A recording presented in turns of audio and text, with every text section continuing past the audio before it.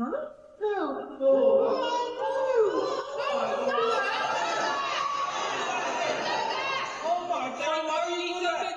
in prison demanding an end to new oil and gas, something which is now government policy. After sustained disruptive actions, countless headlines and the resulting political pressure, future generations will regard these prisoners of conscience to be on the right side of history. So they're going to get 2 years for doing that. They threw soup on a Van Gogh painting which had plastic covering on it, so actually you know, it wasn't so bad. The reason why I'm playing this is because of all the stuff that's happening in North Carolina and Tennessee. Here's just a bridge that I think this bridge collapsed. There's like vehicles. You see vehicles floating in it.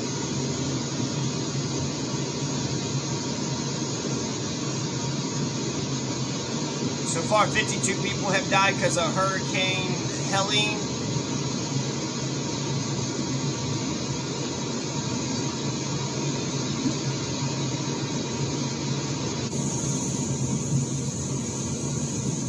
That bridge didn't collapse, but there is other bridges that did collapse. A lot of damage has happened to people's houses and homes, and I don't know if a hurricane has actually got this high. I once heard that it's not so much the politicians or the candidates that win the elections, but it's the events surrounding them. So if immigration is what America is thinking about when it comes to November 1st, when it comes to closer to Election Day, then you'll see Trump get elected. But if it's climate change, you'll see the Democrats get elected. So the 24-hour news cycle, people will forget about this in a couple days. So I think that you'll have to really pay attention to what are people talking about the very last week of October.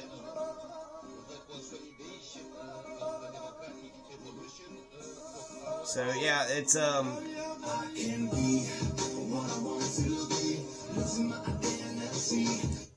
not sure what that is, but this is just from Wheaton 4. I don't know. Thank fuck we jailed those two through soup over a completely covered painting for 2 years. He just mentioned that, and I just want to juxtapose the two things.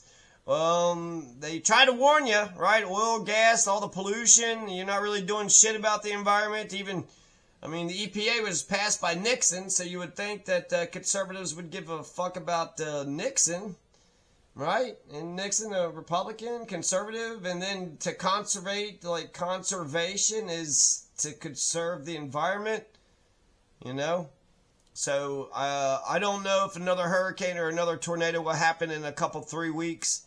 But if it does, if another big hurricane or tornado happens right at the onset of the election, I don't know what other events, I don't want to, you know, sit there and think about what could happen. But, if other events happen, well, like I said, history and events determine the presidency. George Bush is going to lose to Barack Obama. Why? Because you had the Great Recession. And I wish I had more examples, but that's the example I'm going with.